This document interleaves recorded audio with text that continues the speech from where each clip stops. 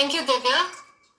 I know a lot of people have already spoken about this topic, but I'd like to just give an overall analysis of what I think. I do not take sides, but I would just like to share an opinion. Starting up with a story, once upon a time, we had Varna system where there were caste differences and class differences later on, but there was no discrimination based on it. People did what they did and they found out their own professions and they started working on it. But slowly, what happened was these priests of the temple started treating their own private property so sacredly that the Dalits who wanted to enter it were shooed away. And now, according to the Dalits' profession, they do not keep themselves clean. And the temple men who live in cleanliness, they didn't allow the Dalits to enter.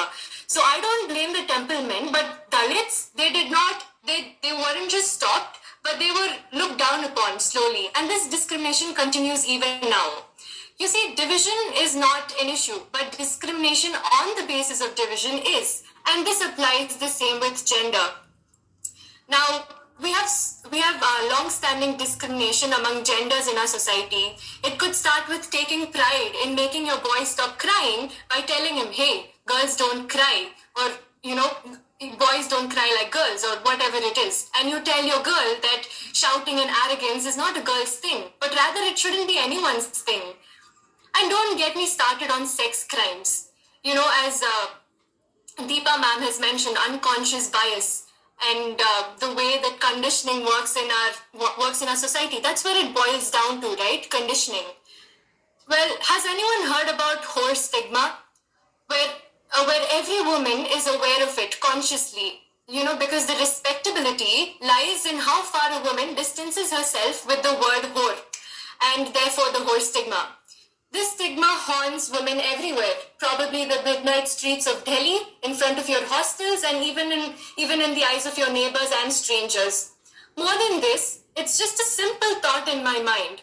Was Nirbhaya's rape preventable if Mukesh Singh and the others have applied whore stigma onto her and proudly gave an interview to a Britisher saying how women, when they roam outside late at night, are indirectly asking for it? I'm not here to enlighten everyone about already existing questions, but I do believe that not enough sex education creates a perfect recipe for treating humans just as another sex toy, and desires waiting to be fulfilled without putting the right efforts.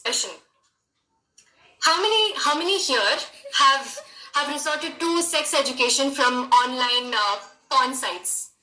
I'm hoping a lot did, because my guess is a lot. We all do that. But this is mainly because human mind is curious, right? If the teacher does not teach us about sex, then our friends or our virtual best friend, the internet, can. And the only problem with this is it is directionless. And the ambiguity breeds ignorance. And this ignorance is something we cannot measure. I mean, we cannot categorize humans into sexually ignorant or not. That's exactly why we do not know how to address the core gender issues in our society. Before I blame the capitalists for income inequalities, the Brahmins for caste differences, and the government for sex education, a shout out to all those who resorted to entertaining themselves with adult videos. By watching them, you not only create supply for your demand, but you create wrong notions about sex. Let me introduce you to a few facts. Although many factors are responsible for crimes like income inequalities, class and caste differences, it could be said that lack of sex education is the prime suspect for sex crimes. Look at the richest countries in the world, like Qatar and Luxembourg. Their per capita income is more than $68,000 per year. But India has lesser crime rates compared to these countries. It could be underreporting in our country, but my point is, having the highest GDP and per capita does not bring in a harmonious society with low crimes either. Right? My intention behind linking crimes and sex education is that the income gaps in a society create a platform for the poor to stay poor despite their efforts, and this particular status quo provokes them to snatch it away or commit crimes. And freely available porn only aggravates the situation. Sometimes we are part of it too, because we watch it too, and it's free and it calms us, doesn't it? But remember, be it marital rape, domestic violence, and so many other violations of rights of both men and women all exist because we're wrongly informed. We don't know how the other person's body really works. After all, in most rape cases, men end up shoving more than just their phalluses into a woman's body.